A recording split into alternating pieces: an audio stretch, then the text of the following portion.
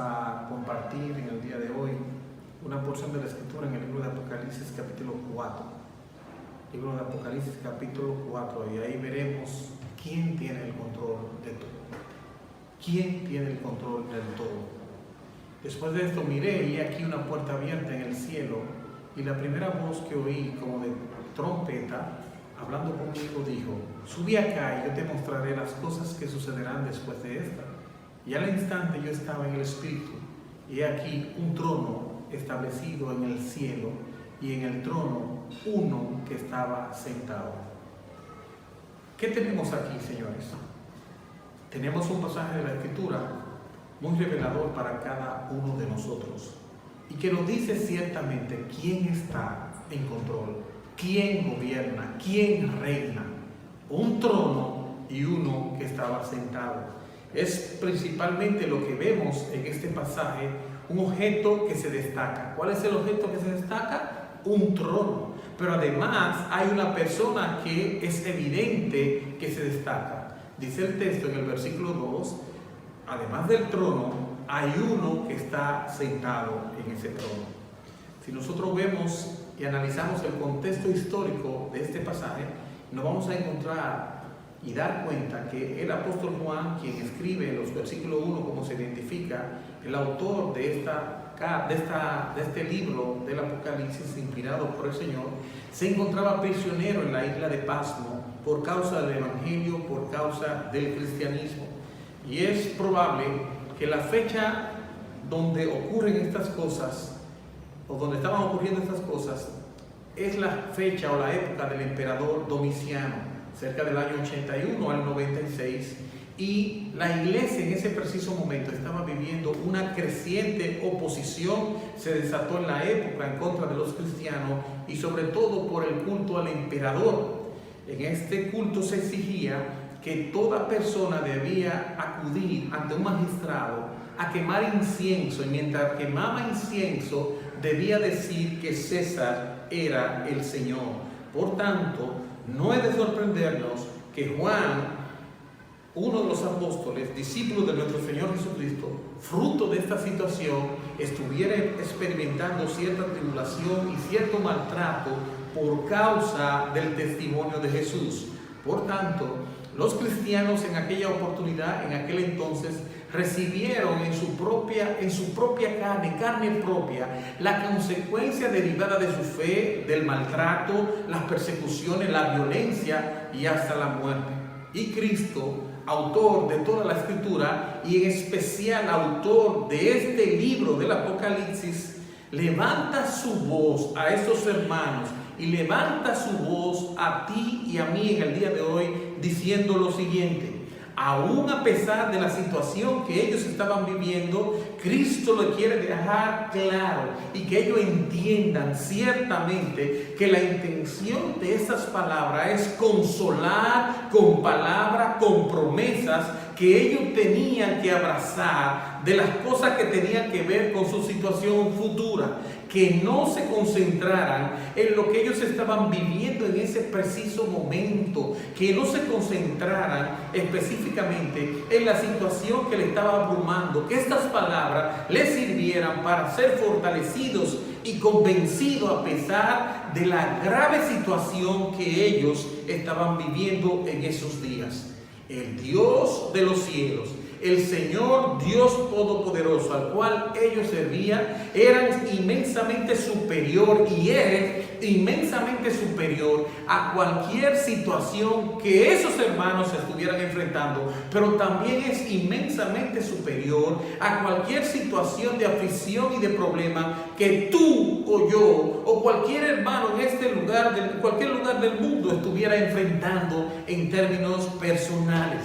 El Señor, al hablar estas cosas, al utilizar estas palabras, lo que quiere es dejar claro que su pueblo reconozca una vez más que Cristo es el vencedor y no César, no tu problema, no tu situación, no tu aflicción, ni nadie más.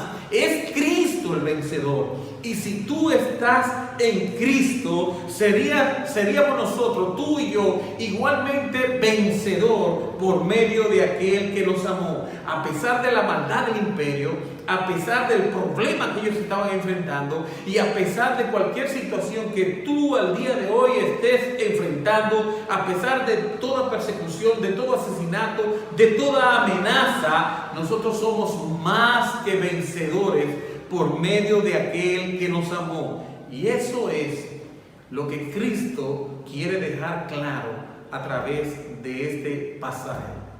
¿Qué nos muestra Él en este pasaje? Dijimos en primer lugar, al inicio de nuestra disertación, que aquí hay algo, un objeto muy especial. ¿Cuál es el objeto especial? Una persona especial y un objeto especial. El objeto es un trono que tiene que ver con gobierno, un trono que tiene que ver con autoridad, un trono que tiene que ver con poder. Pero además de eso, hay alguien que está sentado en ese trono, un ser especial.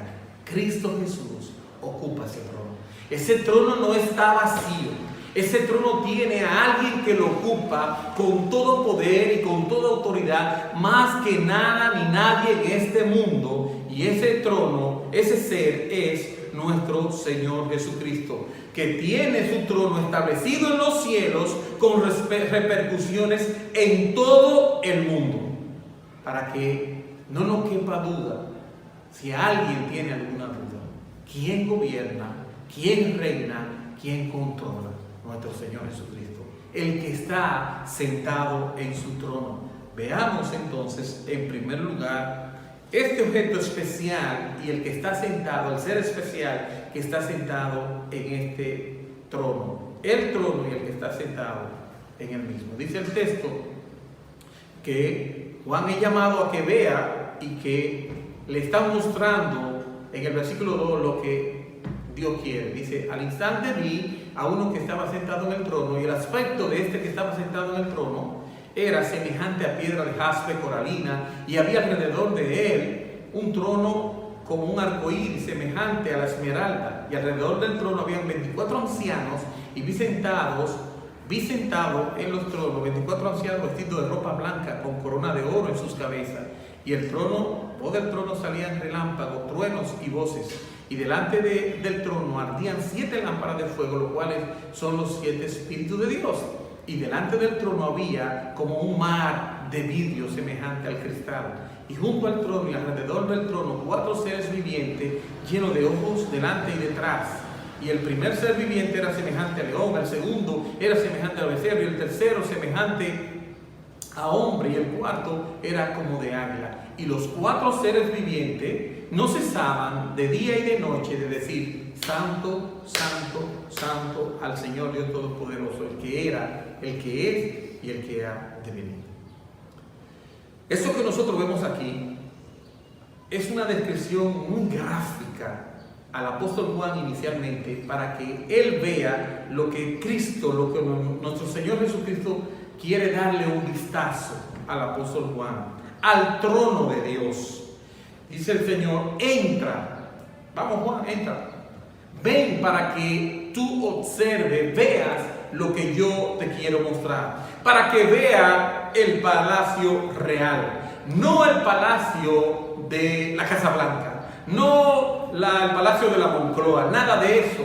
Le está llamando para que vea el trono del Rey de Reyes y Señor de Señores, el Príncipe de los Príncipes. Entra al palacio real de nuestro Señor Jesucristo, no al palacio terrenal de algún rey o de algún gobernante de este mundo, no, al palacio real de nuestro amado Redentor. En pocas palabras, Juan, ven para que tú veas lo que es ciertamente, cómo está adornado el verdadero trono, el verdadero poder, la verdadera autoridad que reviste que Cristo ciertamente reina. Aquello era algo impresionante. En términos humanos era algo maravilloso.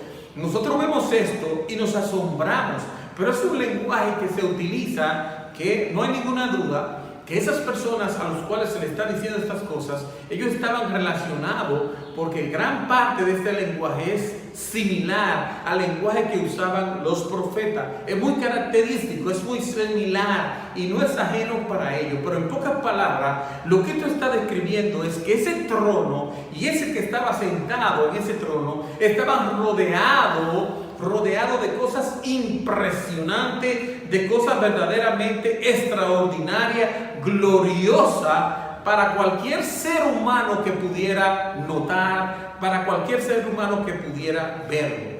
Mis hermanos, y esto es precisamente como el autor, como Dios le muestra al apóstol Juan esta gráfica impresionante. La iglesia estaba pasando por momentos difíciles. En ese momento, los hermanos estaban atravesando un momento de hostilidad, y quien está describiendo de manera particular el apóstol Juan, también por igual. Por tanto, ellos necesitaban saber que había algo que ellos no podían perder de vista. ¿Y qué era ese algo que ellos no podían perder de vista? Es que nuestro Dios estaba sentado en su trono. ¿Y qué hacía sentado en su trono? Ese Dios que estaba sentado en su trono, nuestro Dios, estaba ahí dejándonos saber bien claro a Juan y a nosotros que Él gobierna este mundo y que Él está puesto en autoridad, y Juan lo tenía que saber. Pero no solamente Juan lo tenía que saber, también lo tenemos que saber tú y yo, de que ese que está en autoridad, nuestro Dios, está sentado ejerciendo su poder. Aunque tú veas cosas que no lo parezcan, aunque el imperio romano, como en ese momento estaba haciéndose sentir a través de su poder y de su maldad, Juan tenía que estar claro de que tarde o temprano ellos se verían la cara con ese Dios que estaba sentado en su trono. Y nosotros debemos saber lo mismo. Nosotros debemos saber lo mismo. Tarde o temprano, mis hermanos, mis amigos, por más cosas que nosotros veamos a nuestro alrededor, por más maldad que nosotros veamos en nuestro medio y por más oposición que veamos, injusticia, tarde o temprano el mal y aquellos que lo generan, aquellos que lo practican, se verán la cara con nuestro Señor Jesucristo. Esos hermanos ciertamente estaban recibiendo los estragos de ese poder antagónico, del poder representado por los romanos. Lo estaban viendo en sus propias vidas, y Juan precisamente por eso es llevado en visión, para que él vea algo que era inmensamente superior al poder que los romanos representaban. Y los hermanos, al igual que tú y yo, ellos allá, debían ser mantenidos y sostenidos en medio de cualquier situación difícil. Juan, tú y yo debíamos estar conscientes de todo esto, para precisamente hacer consciente a nuestros hermanos de esa situación que estaba pasando. Cristo está sentado en su trono. Juan, Cristo está sentado en su trono. Hermanos, al día de hoy, Cristo está sentado en su trono. Por más cosas difíciles que tú veas o estés viviendo, Cristo permanece sentado en su trono. Y por la razón o el agente que sea que tú lo estés recibiendo, tarde o temprano se verán cara a cara con el Señor. Mis hermanos, servir a Cristo de una manera fiel en este mundo tiene sus implicaciones. Y solo es posible, será posible, si nosotros tenemos una idea clara del Dios al cual servimos. Porque aquellos que tienen un contacto superficial con Dios no tendrán otra cosa que en su vida, que vidas superficiales igualmente. Por tanto, de una forma o de otra, nuestras vidas son el reflejo de lo que tú y yo creemos. ¿Cuántas personas, lamentablemente cristianos en este mundo, no han recibido el impacto de la oposición, no han recibido el impacto de la situación de aflicción determinada? Y si no tienen claro en quién han creído, eso puede ser catastrófico para sus vidas espirituales. Por tanto, Cristo quiere que tú y yo tengamos claro ciertamente la importancia que tiene su palabra para cimentar tu vida y la mía, para que nuestras vidas no sean superficiales, sino establecidas en un fundamento sólido, en una roca firme, como lo es nuestro Señor Jesucristo. ¿Qué fue lo que vio? ¿Qué vio? Dice el texto, versículo 2, que vio un trono y uno que estaba en el trono. Y el punto aquí es para mostrar ciertamente la eternidad y lo universal de su reino. Hebreos capítulo 1, versículo 8 nos dice la Escritura: tu trono, oh Dios, es por los siglos de los siglos, y su cetro de equidad es el cetro de tu reino. Nuestro Señor Jesucristo y su permanencia en el trono no es por un periodo determinado, como ocurre en nuestro tiempo, como ocurre en el mundo humano. Los gobernantes llegan al poder, llegan a los tronos, llegan a la silla presidencial por cierto tiempo determinado. El tiempo, el período de gobierno de nuestro Dios es eterno, y nadie, ni nada, ni nadie podrá arrebatar ese trono de nuestro Señor. ¿Quién está sentado en el trono? La Biblia no nos dice aquí que es Juan que está sentado. La Biblia no nos dice aquí que es Pedro el que está sentado en el trono. La Biblia no nos dice aquí que es alguien en particular en términos humanos, no. La Biblia nos dice aquí que la persona que está sentada en el trono es Cristo Jesús, nuestro Señor, el representante, nuestro Rey, representando la soberanía absoluta, su autoridad plena. Ese es quien está sentado en el trono. Lo que ocurre, mi hermano, en la actualidad y mi amigo, lo que está ocurriendo en la tierra, tal vez muchos se preguntan, ¿pero qué reina? Ponen en duda tal vez el reinado de nuestro Señor por las distintas cosas, manifestaciones que vemos en este mundo. Manifestaciones de maldad, manifestaciones de pecado, manifestaciones de injusticia. Podemos llegar inclusive hasta la desesperanza, el desconsuelo al ver tanta maldad como impera en medio de nosotros. Pero nuestra fe no debe de caer, y no podemos tener una visión equivocada de las cosas.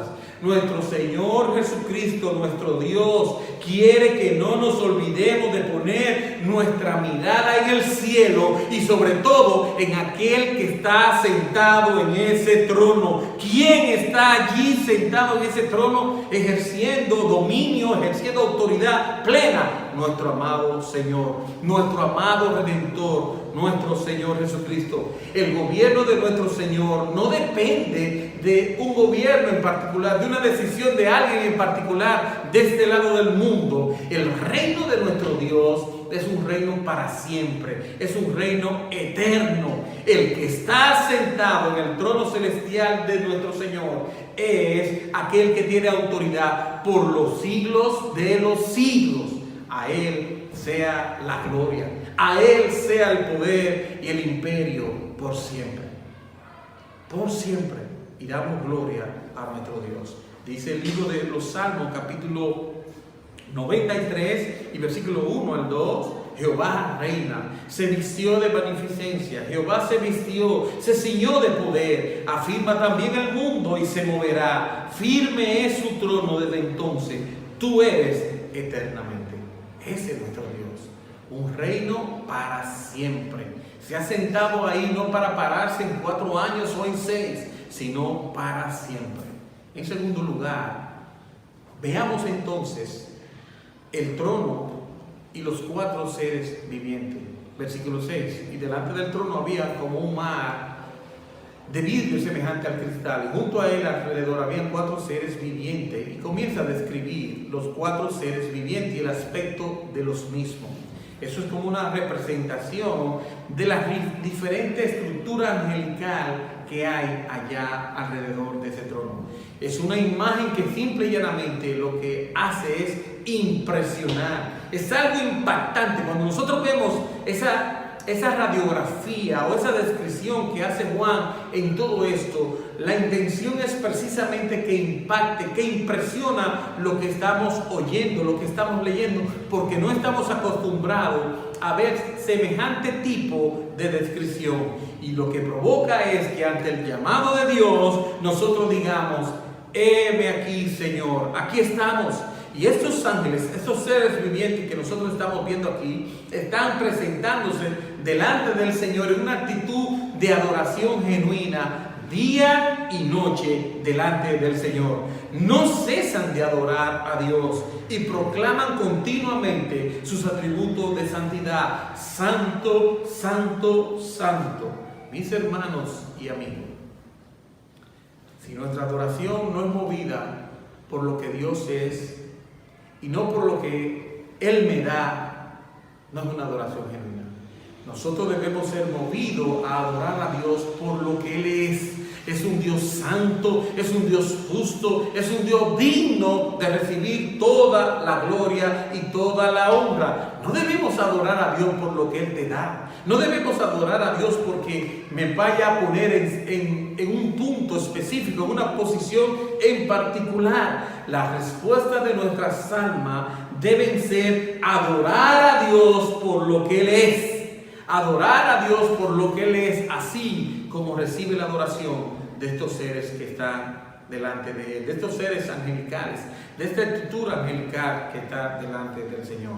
En tercer lugar, veamos lo que el texto nos señala en cuanto al trono y los 24 ancianos que estamos viendo. Recuerden, hemos visto el trono y el que está sentado en el trono. En segundo lugar, el trono y 4 seres vivientes como formando parte o describiendo la estructura angelical en los cielos. Y en tercer lugar, el trono y 24 ancianos que aparecen aquí. Dice el versículo número 9 en adelante: y siempre que estos seres vivientes dan gloria y honra y acción de gracia al Señor y al que está sentado en el trono, al que vive por los siglos de los siglos, los 24 ancianos se postran delante del que está sentado en el trono y adoran al que vive por los siglos de los siglos, y echan sus coronas delante del trono diciendo: Señor, digno eres de recibir la gloria, la honra y el poder, porque tú creaste todas las cosas y por tu voluntad existen y fueron creadas. Se ha hablado mucho en relación a este tipo de cosas y la representación de esos 24 ancianos.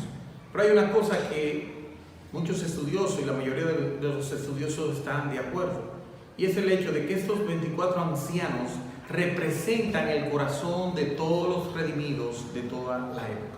Es una representación de todos los redimidos de toda la época de la historia del cristianismo, la historia de la iglesia. Un solo pueblo en la presencia del Señor, reinando con Él. Eso en pocas palabras. Un solo pueblo.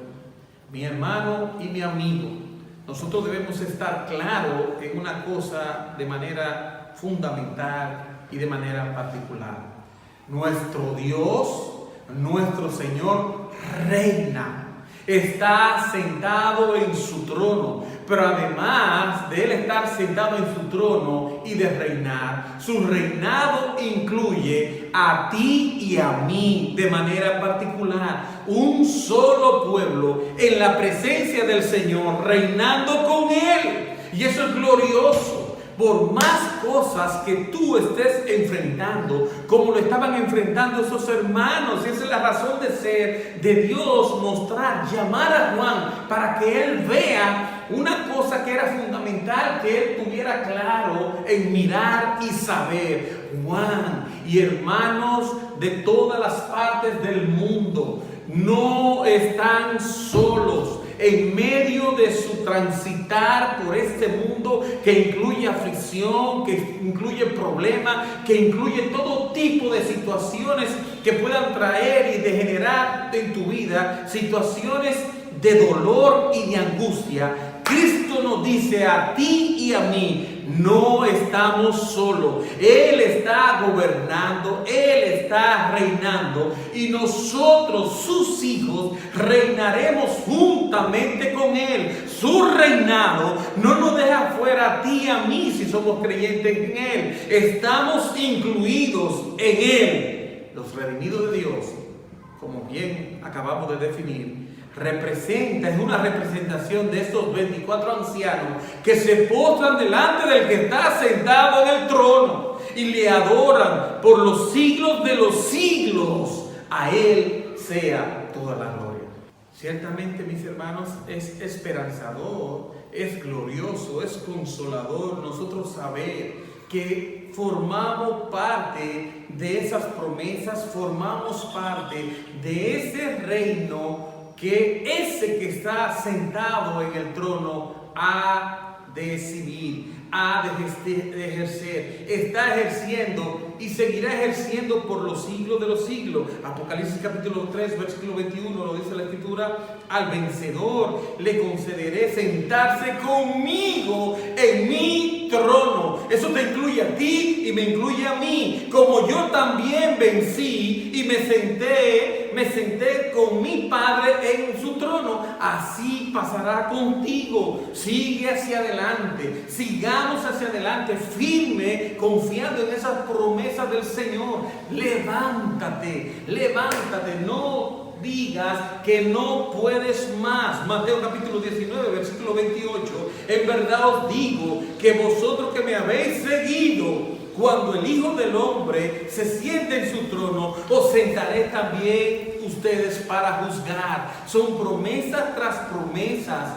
y esa es la razón, vuelvo a reiterar, por lo cual el Señor le está mostrando a Juan esa visión gloriosa. Juan, sigue hacia adelante, no te rinda, mi Juan, no te rinda, sigue hacia adelante, no te rinda, mi hermano, tú tampoco. Sigue hacia adelante, porque el reino, ese que está sentado en su trono y que reina, nos ha prometido que también tú y yo reinaremos con él. El pueblo de Dios reinará con él. Daniel capítulo 7, versículo número 18, dice la Escritura: pero los santos del Altísimo recibirán el reino y poseerán el reino por siempre, por los siglos de los siglos, los santos del Altísimo. Y vuelvo y te digo, eso te incluye a ti y a mí, si estás en Cristo. Por tanto, por más cosas que tú estés enfrentando en esta vida, por más dolor, por más penas, por más situaciones de angustia, nuestras promesas están ahí, son ciertas, son ciertísimas, y deben ayudarnos y servirnos para consolarnos, para alentarnos a seguir hacia adelante, a levantar y dar el segundo paso, los pasos que sean necesarios para avanzar, no para quedarnos estáticos. Y esa es la realidad que nos muestra este texto a todos los creyentes en Cristo Jesús. Reinaremos con Él. Eso es glorioso. En medio de un mundo como nuestro país, de manera particular, donde mucha gente se están debatiendo en unos que están en unos puestos de trabajo, van a tener que dejarlo para dar paso a otros que llegan, que forman parte del partido gobernante. Quitan a uno para poner a otro. En el reino de nuestro Señor Jesucristo no será así. Todos que forman parte de la familia de Dios, del reino de Dios, igualmente reinarán con Él. No se quitará uno para poner a otro, no. Seremos un solo pueblo, reinaremos juntamente con Él. Él a la cabeza y nosotros con Él, siguiéndole. Y eso es glorioso, mi hermano. ¿Ves? Que por más cosas que nosotros veamos en este mundo, nuestro llamado, el llamado es siempre a poner nuestros ojos y nuestra vista en las cosas celestiales para sostenernos de manera firme, no de manera efímera y superficial. Las cosas de Dios, mis hermanos, son eternas. Creyente, hermano mío, levántate. Levántate, hay razones más que suficientes para tú seguir confiando en el Señor. No importa lo que tú estés pasando, no importa lo que tú estés viviendo.